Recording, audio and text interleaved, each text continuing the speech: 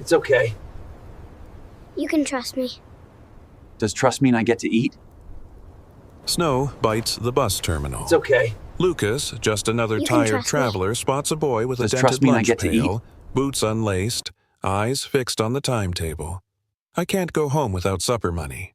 The boy slips a folded note into his coat, a sketch of stairs, a padlock, a star. Lucas remembers the neighbor he could not save. If he knocks on that door tonight, does he rescue the child or awaken something dangerous? Snow blew sideways across the bus terminal, a hard white curtain that turned bay numbers into ghosts. Lucas kept his head down and his briefcase close, shoes slipping on salt-glazed concrete.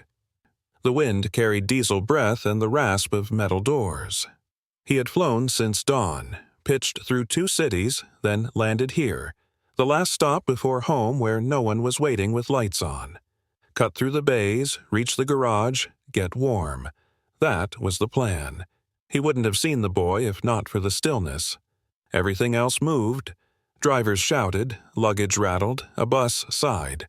But the boy stood nose close to the timetable glass, the way people stand at gravestones. Boots without laces. A coat that didn't close at the throat. A dented metal lunch pail tucked under one arm like a rule. The boy flinched when footsteps neared. He pivoted fast, eyes wide, one hand rising as if a blow was coming. Then he lowered it, not relaxed, only resigned. "Hey," Lucas said, voice low, a gentler register than the one he used in boardrooms. "Bad night to be out here." The boy swallowed. His breath fogged. "I can't go home till I bring supper money."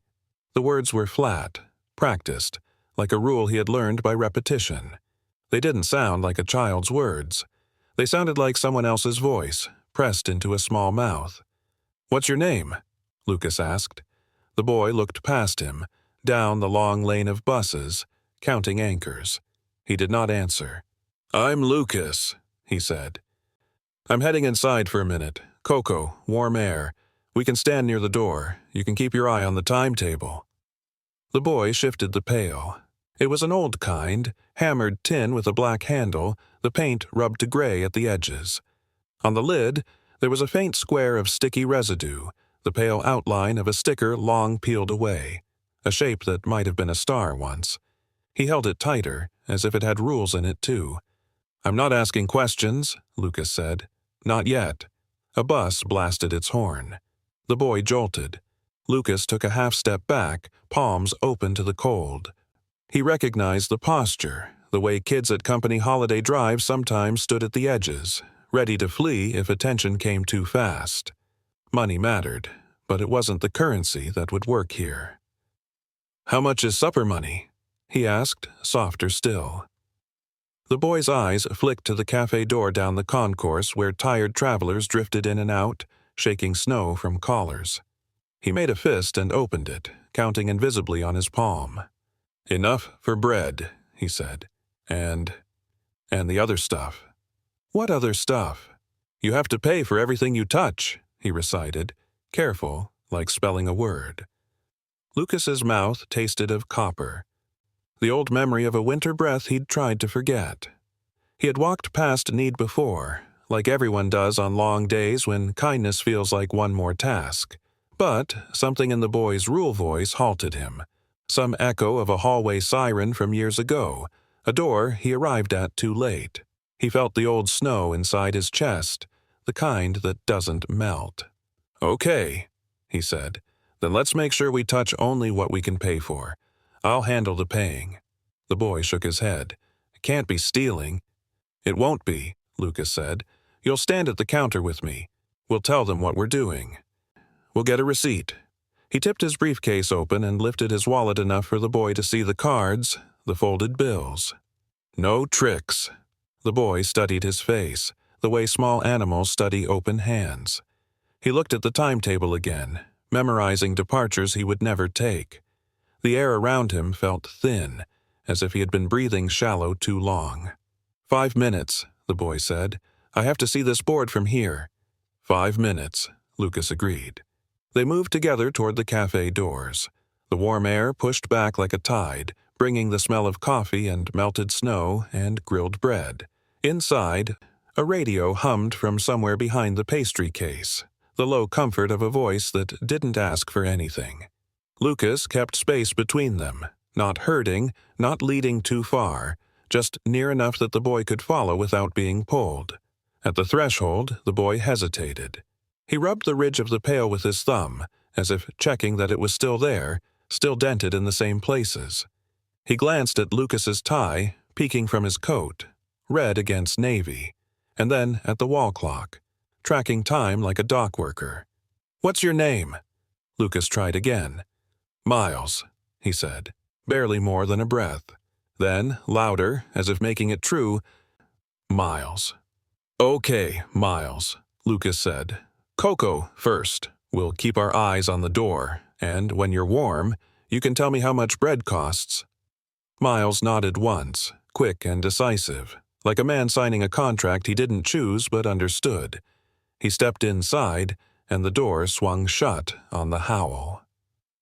The cafe's heater hissed, pushing out air that smelled faintly of burnt toast and coffee grounds. Lucas shook the snow from his shoulders and ordered without looking at the menu: cocoa, grilled cheese, an extra pair of knit gloves from the rack by the counter. Miles hovered near the door, back pressed flat to the glass, eyes darting toward the street like a bird scanning for hawks. When the cocoa arrived, Lucas slid the cup across the table. "Warm hands first," he said. Miles studied the paper cup, then set the dented pail on the seat beside him, like a partner at the table. He wrapped both hands around the cup, fingers raw and red, nails chewed down. He took one sip, slow, as if the liquid might betray him, then another. Only when he was sure it wouldn't vanish did he lift the sandwich, peeling it into halves before biting. Each bite was small, deliberate, with long pauses between. Lucas noticed how his gaze kept snapping to the condiments tray, packets of mustard, ketchup, salt. But he never reached for them. He chewed plain bread and cheese, careful as an accountant with a ledger. "You don't like ketchup?" Lucas asked. "I like it." Miles licked his lips. "But you have to pay for everything you touch." Lucas nodded slowly. "Fair point. But sometimes condiments come free." "They only say that so you forget," Miles whispered. "Then they'll say you stole." The matter-of-fact tone cut deeper than any accusation. Lucas leaned back, letting the boy set the terms. He had learned long ago that power dressed itself as charity too easily. Better to leave space. "Uncle Roy teach you that?" he asked, voice soft. Miles's chewing slowed. He looked down at his hands. "Uncle Roy says rules keep you out of trouble. Rules keep the lights on." Lucas tilted his head. "And if you follow the rules? Then the basement's not so bad." The words hung between them. Miles froze, realizing too much had slipped out. He stuffed the last corner of sandwich into his mouth and wiped his fingers against his jeans. His glance slid toward the door again, fear stitched into every flicker. Lucas didn't push. He folded the gloves from the counter into a neat square and set them by the pail. "These are yours now," he said. "No rule against warm fingers." Miles hesitated, then tugged them on. They were slightly too big, but he flexed his hands with something like relief. "I can keep them?" "They came with the cocoa," Lucas said. "Part of the deal." That coaxed a half smile, the kind children give when they want to believe but don't dare. He sipped again, slower this time. For the first moment all evening, he didn't watch the door. Lucas leaned forward. "So, Miles, if we don't hurry, the timetable will change without us." "You want me to walk you part of the way?" Miles's head snapped up. His eyes narrowed, weighing the trap. "You can't come inside." "I won't," Lucas promised. "Just to the steps, nothing more." Miles considered. He tugged the pail closer, slipped the sandwich crust inside, and latched the lid. "Okay, but you can't talk to him." Him being Uncle Roy. Miles pressed his lips tight, regret showing for naming the man at all. But he didn't take it back. They rose together. Outside, the wind hit again, bitter as before. Lucas slowed his stride, matching the boy's smaller steps. Miles hugged the pail like a shield, head down against the storm. When they reached the duplex row, porch lights glowed yellow across snowbanks. Miles walked ahead, shoulders shrinking as the house came into view. On the stoop, he paused. Without turning, his hand slipped behind him, fingers fumbling into Lucas's coat pocket.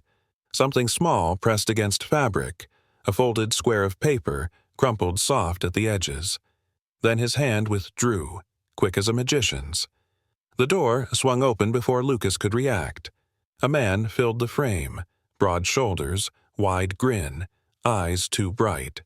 "Well, look at you bringing him home," Roy said, laughter booming. "Kid gets dramatic, huh? Likes to spin tales." Lucas straightened, but Roy blocked the view inside, leaning heavy on the jamb. "Appreciate the escort, but we're fine here. You know what they say, people who meddle in storms end up with frostbite." The words landed with a wink, a joke's mask over iron. Lucas held his gaze, then nodded once. "Good night." Roy clapped Miles's shoulder, guiding him in. The door shut. The porch light buzzed, alone in the snow. Back in his SUV, Lucas pulled the folded paper from his pocket. A child's drawing. Stairs, a padlock, a stick figure beside a furnace. Above it, 3 shaky letters scrawled in red crayon. Quiet lesson. His jaw tightened. A memory surfaced. Sirens, smoke, a boy he couldn't save because adults said, "Wait, don't pry." He touched the drawing with his thumb, steadying himself. Then he reached for his phone. "Oishe Children's," he said when the line picked up. "It's Lucas. I need to talk to someone I trust." Lucas barely slept. The drawing lay on his nightstand, its crayon lines burning through the dark. Every time he closed his eyes, he saw that padlock, those stairs, the little stick boy trapped beside the furnace. And behind it all, he heard the voice of his neighbor from years ago, the boy who never made it out of the basement when fire came. He remembered the helpless silence of waiting for adults to act, and how waiting had cost a life. By dawn, snow still smeared the windows, and Lucas was back in his SUV, the note folded in his coat pocket. He parked near the bus bays, sipping bitter coffee gone cold, watching every door. At 7:12, Miles appeared, shoulders hunched, pail in hand. His coat flapped open at the throat. He walked with the deliberate slowness of someone stretching time. Lucas stepped out. "Morning, Miles." The boy froze, ready to run. "No school yet," Lucas said, keeping his voice calm. "Doctor first. Then school. I don't need a doctor." Miles hugged the pail closer. Lucas crouched slightly, lowering his height. "Everyone needs a checkup now and then. Even me." He tapped the crumpled note in his pocket. "And some things need light." Miles's mouth opened, then closed. The fight seemed to drain out of him, leaving only bone-deep weariness. He nodded once. At Oishe Children's, Dr. Patel met them in a bright exam room painted with faded jungle animals. She didn't rush. She let Miles keep the pail on the table beside him, never touching it. Her questions were soft, her hands careful. She examined his wrists, faint lines, old but clear. She pressed gently at his rib cage. Miles winced. "Bruise matches a railing," she murmured. She looked at his fingers, pale at the tips. "Mild frost nip. He's been outside too long." Miles never cried. He only apologized. "Sorry for taking up time. Other kids probably need this more." Lucas had to look away, jaw tight. Dr. Patel set her pen down. "Lucas, I'll be filing a report. This is not simple neglect. It shows patterns." As if on cue, the door opened. A woman entered, dark hair pulled into a bun, eyes sharp but kind. "I'm Lydia Chen, CPS." She sat across from Miles, not looming.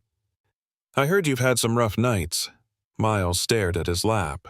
"Basement," he whispered finally.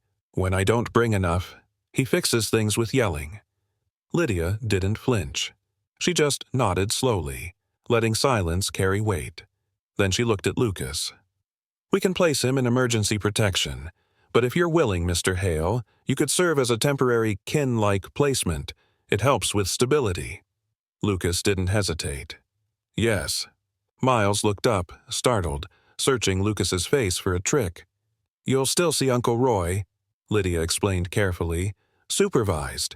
But for now, you'll stay somewhere safe. You'll have your pail. And stars on the ceiling, if you want." Miles blinked, uncertain. His fingers brushed the pail's handle. For the first time, he didn't look toward the door. Lucas leaned forward, voice steady. "We'll make new rules together, Miles. Rules that don't hurt." The boy studied him a long moment, then gave the smallest nod, as if testing a bridge that might just hold. The knock came, just as Lucas set down his coffee. It wasn't gentle. 3 sharp raps on the condo door, the kind meant to claim space before words even started. When he opened it, 2 uniformed officers stood in the hall. Behind them, Uncle Roy loomed, arms crossed, smirk curling his mouth. "There he is," Roy said loudly, as if performing. "That's the man who kidnapped my nephew." Lucas didn't move. "Kidnapped?" Roy stepped forward until the officers held him back with a glance. "Yeah. Rich guy swoops in, thinks he can snatch a kid for publicity. Miles is family. Blood. You can't buy that." One officer shifted. "Sir, we're here to take a statement. There's a complaint on file." Lucas's pulse hammered, but his voice stayed even. "You're welcome to come in. Miles is resting. CPS placed him here under emergency protection. Signed order. I'll show you the paperwork." The smirk slipped from Roy's face, but only for a second. Kid's a dramatizer. Always making up stories. Tell him a rule, he turns it into a tragedy. Lucas brought the signed form from the counter. The officer read it, brows lifting slightly. "Looks valid." He handed it back. "Mr. Hale, we'll file this with the department. For now, no further action." Roy barked a laugh. "We'll see. Blog's already running the story. Rich man buying headlines with somebody else's kid. You think people don't see through that?" He leaned close, his voice dropping to a hiss only Lucas caught. "Frostbite, remember? You meddle, you freeze."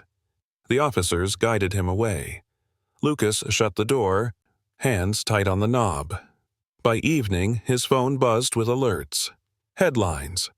Local CEO accused of kidnapping child. Investor hero or attention seeker. His comms director left a voicemail. "Lucas, say nothing. Absolute silence. This will pass." Silence, Lucas knew, could bury truth as easily as lies. The next morning, Savannah King walked into his office without knocking. Tailored coat, eyes like winter steel. Legal counsel, crisis mind. She dropped a folder on his desk. "You want this clean," she said. "We build the trail. Cafe receipts, security footage showing you bought food. Doctor's report, school attendance logs. And every word Miles has spoken, written down clean, corroborated." Lucas looked at the crumpled note in his coat pocket. Stairs, padlock, furnace. He slid it across to her. Savannah studied it, her expression unchanged, but her grip firm. "Then we start here. Drawings tell truths, words can't." Outside his office window, snow blurred the skyline. Inside, Lucas knew the storm was only beginning. Lucas parked near Oishe again, headlights cutting through the pale morning. He half expected Miles to back out at the last second, to vanish into the crowd, but the boy climbed into the SUV without protest. The dented pail rested on his lap like a shield. Inside the hospital, Dr. Patel greeted them with calm eyes and gentle hands. She spoke to Miles as if he were her only patient. "We'll check a few things, nothing scary." Miles sat stiff on the exam table. He wouldn't set down the pail. Dr. Patel examined his wrists. Faint marks, old but real. She pressed near his ribs. He hissed at the touch. "Bruise," she murmured. "Matches impact against something hard, like a railing." She turned his hands palm up, studying the pale, numb fingertips. Mild frost nip. Too much time outdoors. Miles ducked his head. Sorry for taking up time. Lucas felt heat rise in his chest. You don't have to apologize for existing. Dr. Patel glanced at him, then made notes. She moved slower than most physicians, letting silence steady the boy. We'll document everything. Mr. Hale, I'll file a full report. The door eased open. A woman stepped in, black hair pulled into a tidy bun, her badge clipped to her coat. Lydia Chen, Child Protective Services. She gave Miles a small nod, not pushing closer. I heard you've had some rough nights. Miles looked at the floor. His lips moved once before sound followed. Basement, when I don't bring enough. He swallowed. He fixes things with yelling. Lucas clenched his fists. Lydia's voice stayed calm. Thank you for telling me. You're brave. She turned to Lucas. We'll place him under emergency protection. Mr. Hale, CPS prefers kin, but when that isn't safe, we ask, would you be willing to serve as short-term placement? Stability matters. Yes, Lucas said instantly. No hesitation. Miles's eyes widened. You'd get in trouble. I've been in trouble before, Lucas said softly. This time, it's worth it. Lydia nodded, already making notes. There will be supervised visits, court hearings. It won't be simple. But it can be safe. Miles tightened his grip on the pail. His knuckles went white, but he gave the smallest nod as if testing a bridge he wasn't sure would hold. Lucas lowered his voice. New rules, Miles, not the old ones. Rules that don't hurt. The boy blinked, caught between fear and a flicker of hope. For the first time, he didn't look toward the door. The condo felt too quiet, even with the hum of the heater. Miles perched on the edge of the sofa, pail on his lap, eyes fixed on the carpet as if waiting for the floor to open. Lucas set a plate of scrambled eggs on the coffee table, careful not to crowd him. Eat when you're ready, he said. Miles nodded, but didn't move. The doorbell broke the silence. Lucas opened it to find Lydia Chen, clipboard in hand. Morning. Just here to start the process. She stepped inside, lowering herself onto a chair so she sat at Miles's level. You don't have to say much today, just enough to help me understand. Miles shifted. His voice came thin. Sometimes. Basement. When I don't bring enough. He yells. Loud. Lydia listened without interrupting, pen barely moving. Thank you for telling me. That matters. She looked at Lucas. CPS recommends emergency placement with someone the child already trusts. Mr. Hale, you qualify as kin-like care. That means stability, less disruption. Lucas didn't pause. I'll do it. Lydia's gaze softened. This won't be quick. Court orders, supervised visits, evaluations, but it can be safe. Miles finally touched the eggs, eating in small, tentative bites.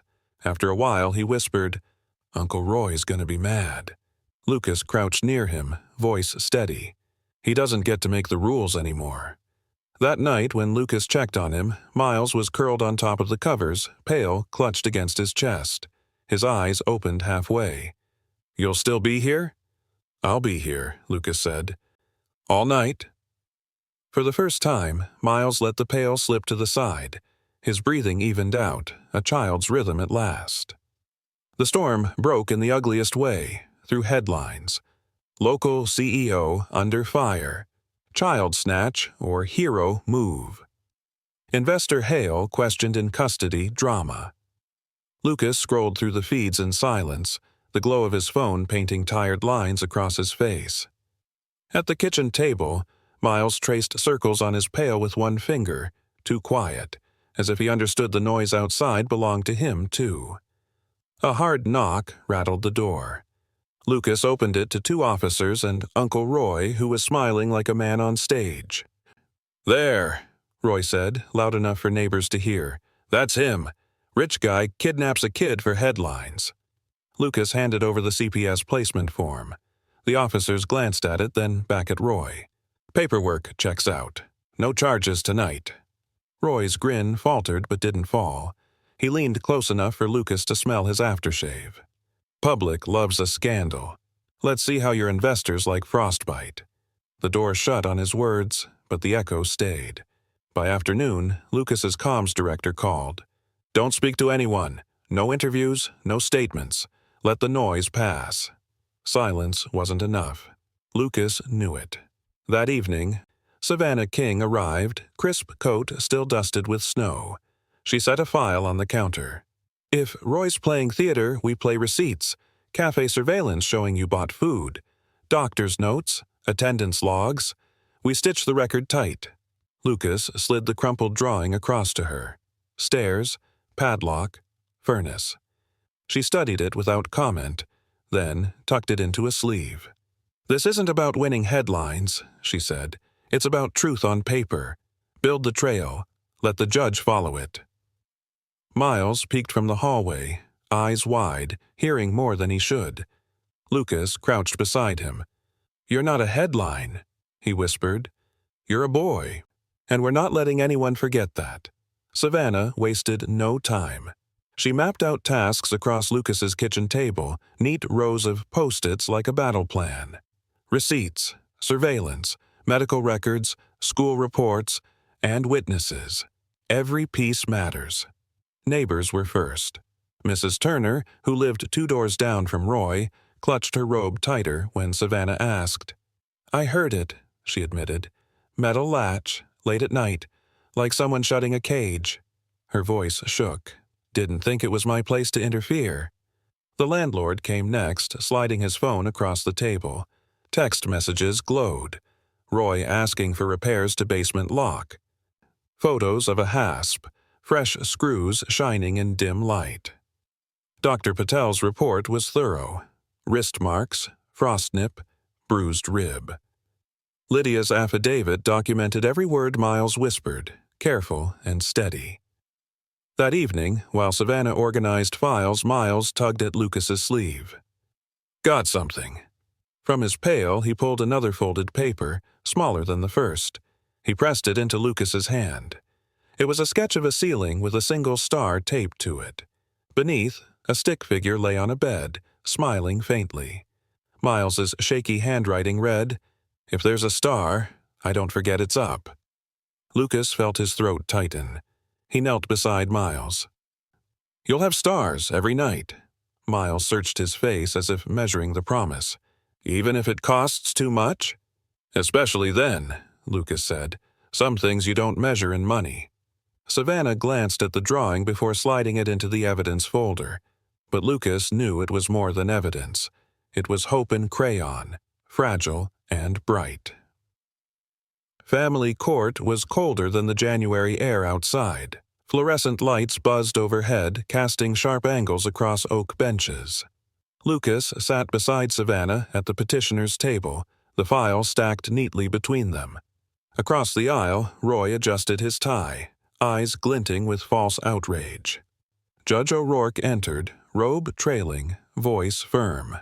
"Mr. Roy Jensen, explain why there is a hasp on the basement door of your residence." Roy stood, puffing his chest. "Your Honor, it's for storage, paint cans. Kids exaggerate. Miles is dramatic. He makes basements into prisons." Savannah rose without a flicker of emotion.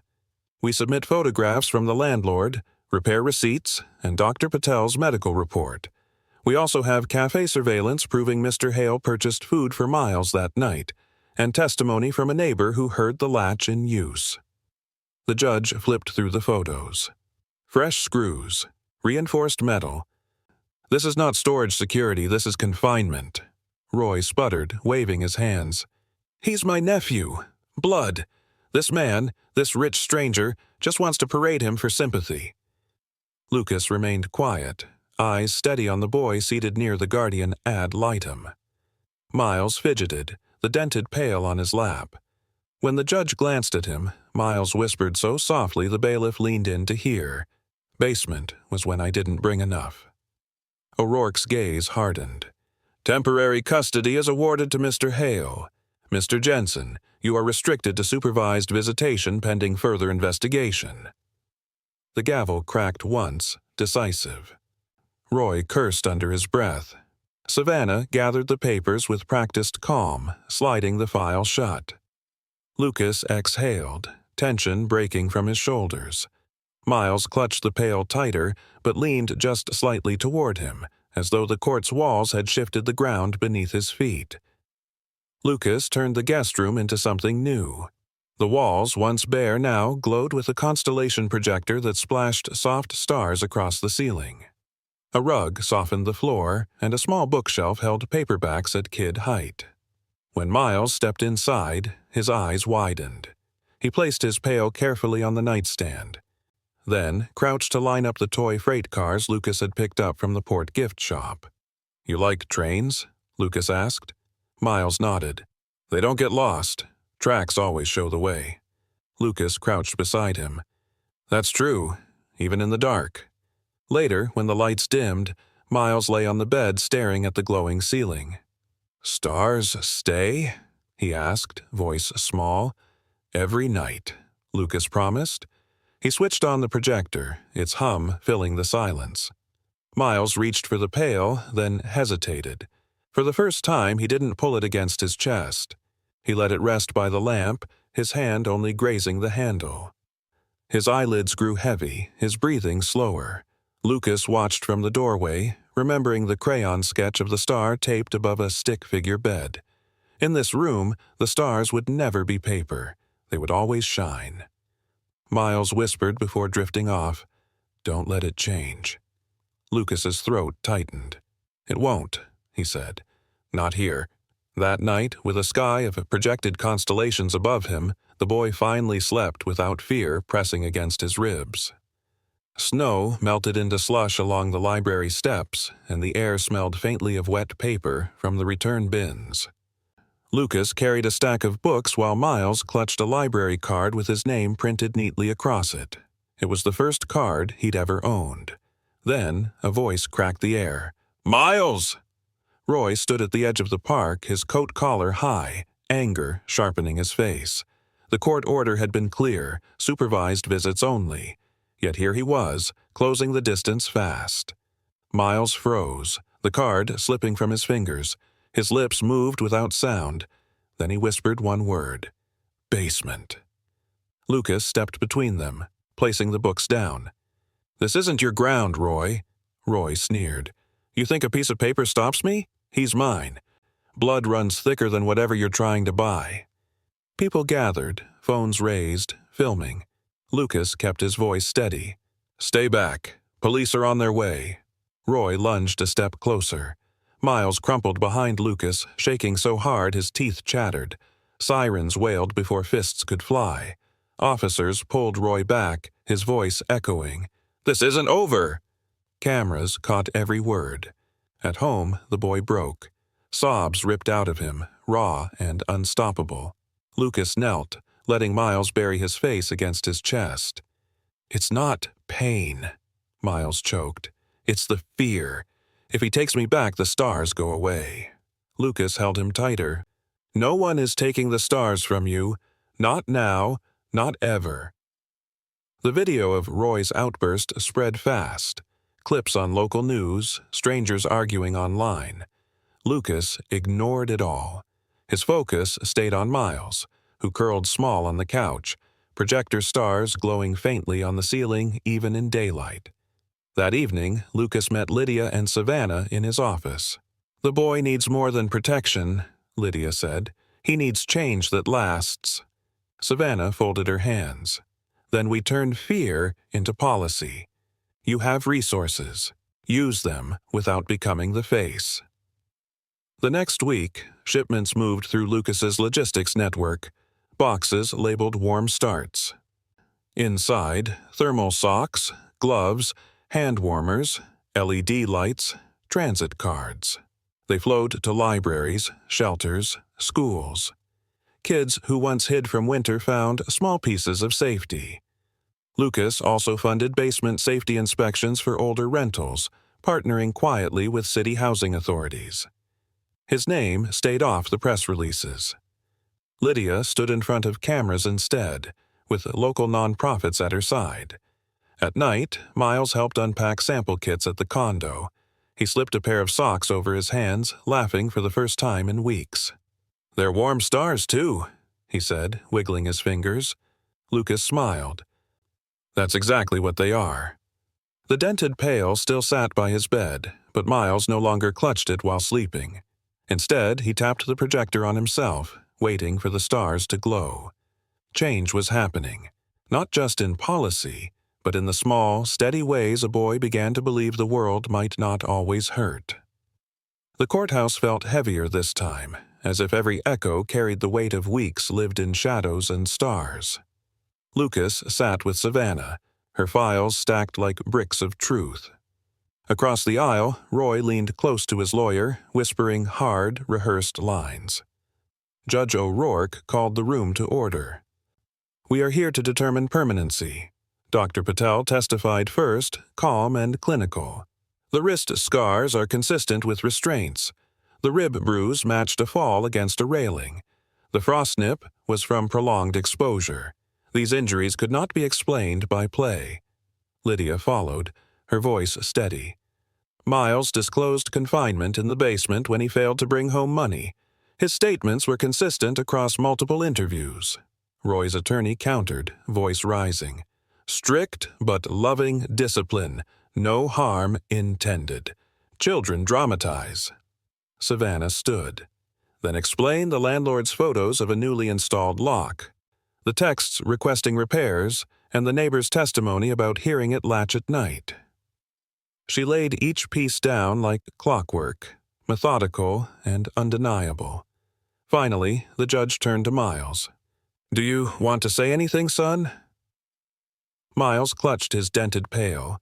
His voice shook but carried through the quiet. "When the stars are on, it's not like the basement anymore. I can breathe." The room stilled. Judge O'Rourke adjusted her glasses. "Parental rights of Roy Jensen are hereby terminated. Guardianship is granted to Lucas Hale, with adoption path approved." The gavel cracked, final and clear. Miles looked up at Lucas, eyes wide. "Stars stay?" "Always," Lucas whispered, pulling him close. At the bus terminal wall, where the storm had once hidden a boy in shadows, color bloomed. A new mural stretched across the concrete, stairs rising toward an open door. Beyond it, a sky streaked with stars. In the corner, small initials glowed beside the outline of a pail. Miles stood with a brush still wet in his hand. His smile was shy, but his eyes were bright, steady. Travelers paused, reading the painting without knowing the story, yet sensing the hope. That night, back in his room, Miles tapped the constellation projector until stars spread across the ceiling. Lucas set a small beacon nightlight on the dresser, its warm glow steady as a promise. Miles curled beneath the covers, pail tucked safely by the lamp. He whispered, "Stars stay." Lucas sat on the edge of the bed, his hand resting gently on the boy's shoulder. "Always," he said. And for the first time, Miles closed his eyes without fear chasing him down the stairs, knowing the stars would be waiting when morning came.